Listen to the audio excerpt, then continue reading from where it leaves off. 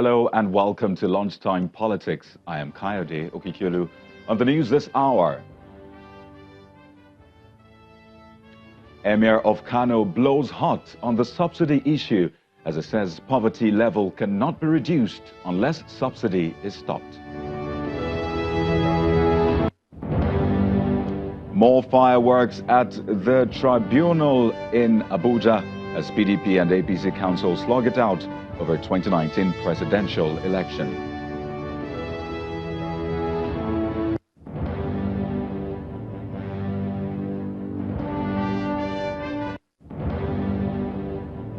And presidency welcomes G60 endorsement, insists President Buhari won convincingly.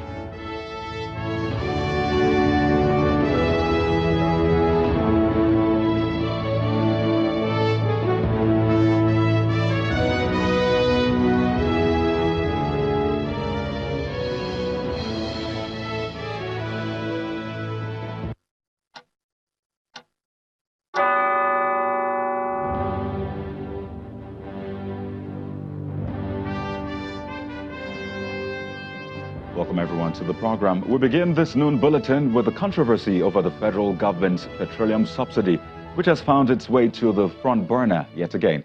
But this time around, the Emir of Kano is asking President Muhammadu Buhari to do away with subsidy in the petroleum sector. That's if he must fight poverty. Emir Muhammadu Sanusi II was speaking at the 3rd National Treasury Workshop at the Kano State Government House. But that's not all. In a bid to drive home his conviction, the Emir asked government authorities to stop inviting him to public functions if he will not be allowed to express his opinion. Our correspondent Idris Jibrin reports. Our government elected by the people in 2015 and re-elected in March has been mapping our policies, measures and laws to maintain our unity and at the same time lift the bulk of our people out of poverty and onto the road to prosperity. This is a commitment as far as the president is concerned. But there appears to be some other areas if this commitment is to come to reality. And this is one of the issues the Emir of Kano, Muhammadu Sanusi II, opened up as one of the keynote speakers at the Kano Treasury Workshop. And he was blunt as usual. We can't continue taking money out of education, out of health, out of infrastructure, putting this money in petroleum subsidy and tariff subsidies and expect to cure poverty. So, in case anybody is wondering why I'm saying this, the president himself is the one who said he wants to deal with poverty. So we have a duty to contribute ideas to him as to how he can deal with poverty. He's not done yet, as he also cautions against inviting him for public functions if his thoughts are not to be taken seriously. I just want you to know that I have a duty to my conscience and to this country when I speak, to say what I believe to be the truth, and if you do not want to hear it, don't invite me.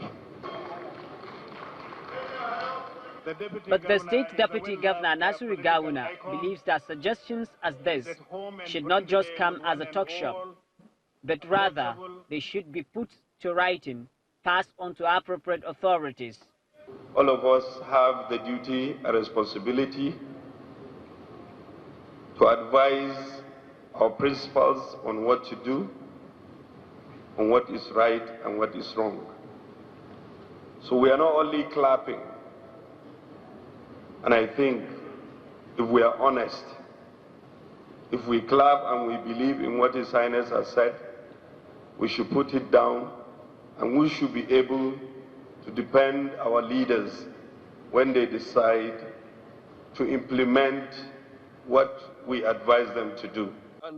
For the chairman of the Economic and Financial Crimes Commission, EFCC, corruption and lack of accountability has left the nation wallowing in murky waters and should be addressed at all levels of governance. In accountability in public service. That's all we need.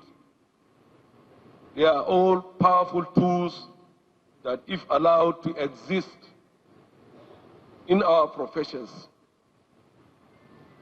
and careers, will go a long way to helping us eradicate corruption in our country and promote good governance. While stakeholders continue to deliberate on the way forward towards ensuring transparency and accountability, especially in public service, at the end of this workshop, participants are expected to come up with suggestions that would assist relevant authorities in ensuring integrity in governance. From Kanu, Idris Jibrin, reporting for Channels Television News. Meanwhile, the president has appointed Dr. Thomas John as the acting alternate chairman of the Nigerian National Petroleum Corporation, the NNPC governing board. Dr. John is expected to hold the position of the acting alternate chairman of the governing board until a new Minister of Petroleum Resources or Minister of State for Petroleum Resources is appointed to assume the chairmanship or alternate chairmanship position, respectively. That's in line with Sections 1, Subsection 3 and 2, Subsection 1 of the NNPC Act. Before his appointment, Dr. Thomas John was a member of the governing board and group managing director of the NNPC. Well, that new appointment takes effect immediately. Let's shift our attention to the Presidential Election Petitions Tribunal in Abuja, where the People's Democratic Party, the PDP, and its candidate, Alhaji Atiku Abubakar, are challenging the result of the 2019 presidential election. Well, the tribunal has now adjourned to July the 1st after the PDP asked for more time to respond to a counter affidavit which was filed by the APC. The PDP is asking the tribunal to upturn the victory of President Muhammadu Buhari. We now join our correspondent Amaka Okafo, who was at the tribunal. For more on this, she joins us live from our Abuja studio. Hello, Amaka. Can you briefly walk us through today's proceedings? So it was a rainy day in Abuja today, and the proceedings didn't commence early as usual. But as soon as sitting commenced, after the announcements of councils and parties, the PDP and its presidential candidate, through their counsel, Mr. Chris Uche, asked for an adjournment, like you rightly said. They informed the tribunal that they had just been served with a counter affidavit to an application they had filed earlier, and they will need time to respond to it. Now, while the parties refuse to speak as to what is in the application, our findings indicate that they want the tribunal to expunge the proceedings of June 11th. I'm sure you're wondering what happened on June 11th. Now, on June 11th, the APC had filed an application asking the tribunal to expunge some aspects of the PDP's petition, and the PDP had responded. But the APC eventually withdrew that application, and then the preliminary objection of the PDP, remains hanging. Now, it is not very clear why the PDP wants the proceedings of that entire day to be expunged from the records of the tribunal, but it will be clear on July the 1st. But even though the PDP asked for time for them to respond to the counter affidavit, they urged the tribunal, really passionate appeal to the tribunal to continue with other aspects of the pretrial hearing. But the respondents did not want to have that. They asked the tribunal to reject the application because the records of courts need to be neat and things need to be followed, in the procedures that they should come. And the tribunal did agree with the respondents and adjourned to July 11th. And after the court sitting, I did ask Mr. Chris Uche why he asked the tribunal to continue with other aspects of the pretrial hearing. He did explain that a petition is a time-bound case, and time has been spent on the pretrial aspects and other aspects of the whole sitting, and there's need to speed things up so that they can meet up with time in the defense of their petition before the tribunal. But, the tribunal went ahead to adjourn to July 1st, and so everybody is expected to return on July 12th, where they will probably, make their submissions with regards to this application, and then they can move forward to the rest of the pretrial hearing in the petition filed by the PDP and its presidential candidate. All right. Now, Amaka, you mentioned something. You talked about time. And people watching usually expect proceedings such as this to happen in quick succession. I mean, they expect that the cases are filed today and then there's an outcome tomorrow so we can move on with our lives. You've covered tribunals. You understand how these things work. So what do we expect? What time frame do we expect for this to wrap up eventually?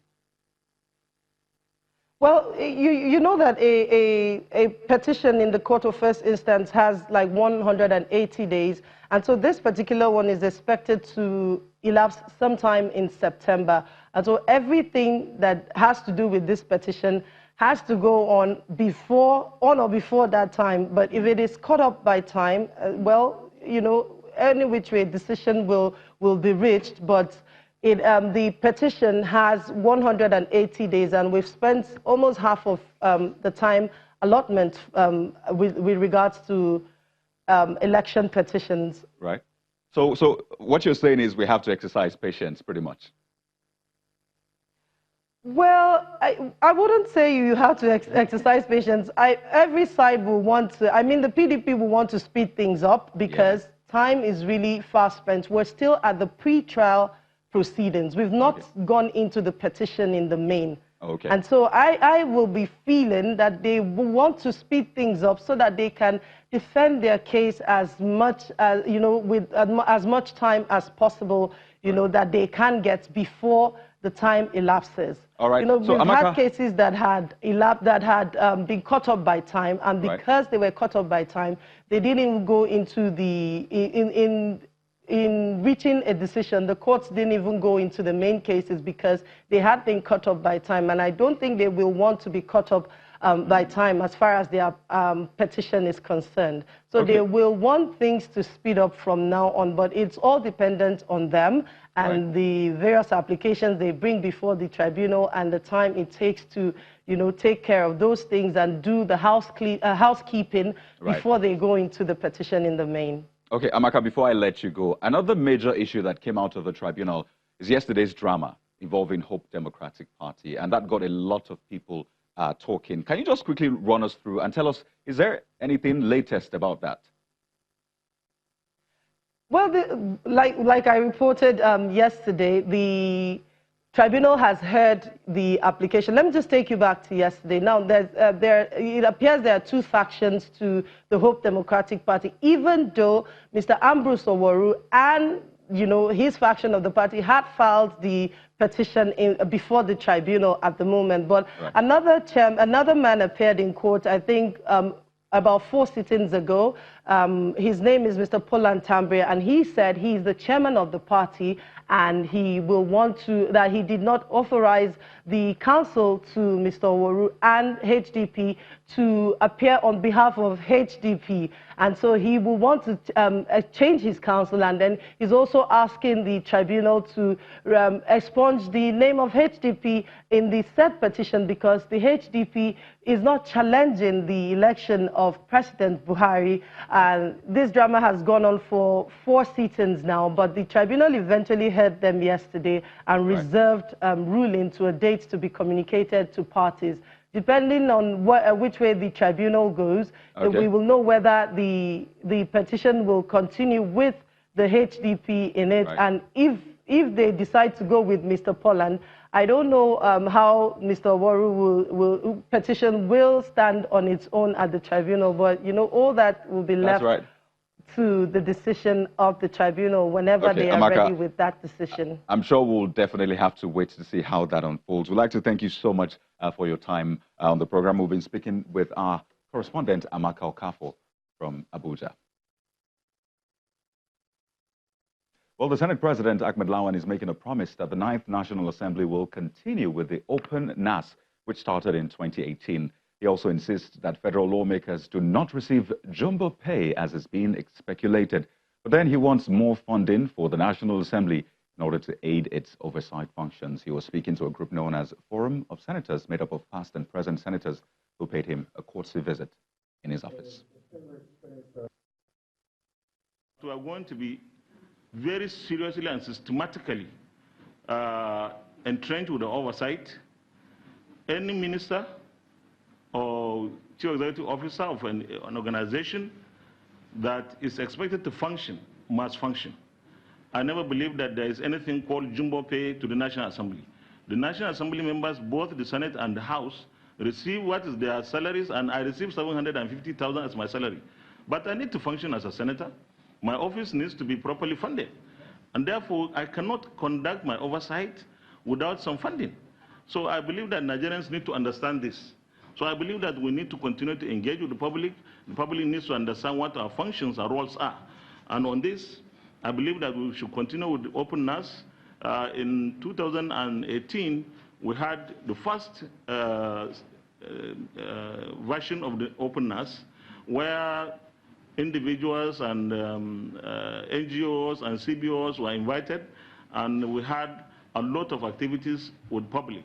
We'll continue with that tradition. In fact, we'll try to enhance it so that our public, our citizens are able to come into the National Assembly, see what we do, we explain what we do. In a moment, we'll take a look at the issues raised by the endorsement of the 2019 elections by a group of presidential candidates and party chairmen. That's after this break. Stay with us.